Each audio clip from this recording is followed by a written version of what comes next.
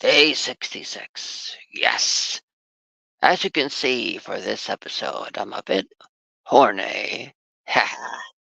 Well, all things aside, on my 66th, on my 66th, on my 66th watch, on my 66th day, as you can tell, I'm having a bit letter pronunciating. Well, I, what I noticed on this watch was I want to live there. I am going to try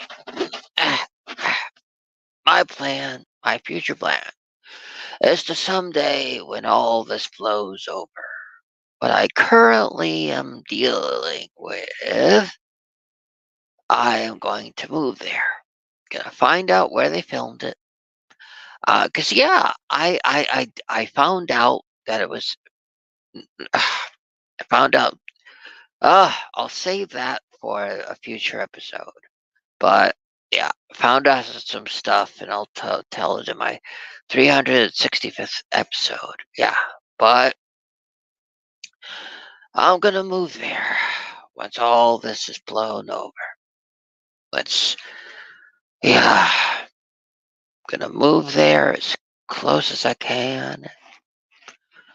Have everything away. Just everything away. Gonna move there. Yeah. Well, aside from my future plans, what I noticed besides I want to live there is that the setting is spectacular. The audio is kind of like you can tell that they shot the scenes of the camp different at a different time period than the times when they were at the Adams family house. Upon my 66th viewing, see, I got the pronunciation right on this time. I could really tell a difference in tone and body gestures and the way that the faces looked at different points, the way the eyes, the foreheads, the amount of makeup that was shown on the cheeks and eyebrows. And I measured all of that on my 66th viewing, and I was able to triangulate that it must have been at least a couple months or a few months in between shooting, because I could tell that they were all cold on a set, and that I could tell that that there was I could tell there was a difference in when they shot it.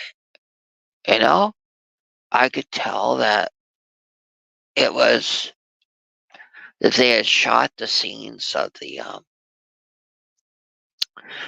at the Adams family house months apart from the scenes they shot at the camp.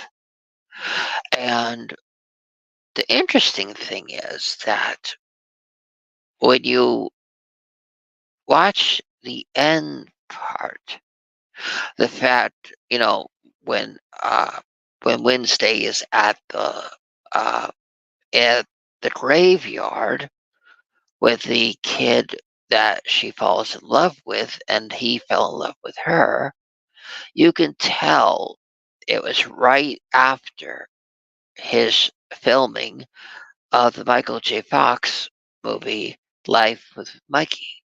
Um, because he still has the squeal in his voice and he still has it just is, so it's like it's like it's you could tell the difference in everything, even in him versus his scenes with her in the film earlier.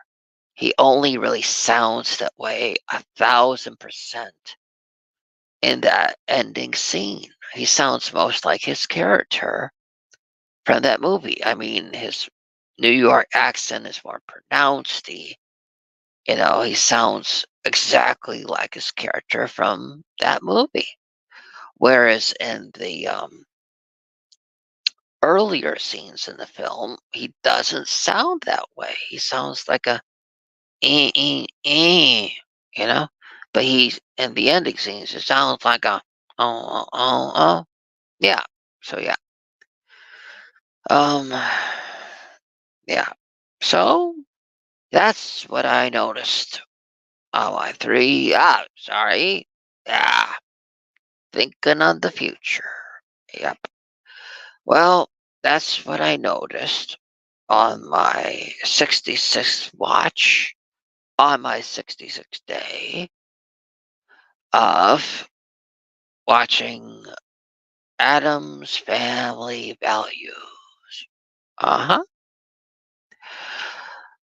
Like the other times of me doing this, da da da da, da da da da, da da da da, da da da da, da da da da.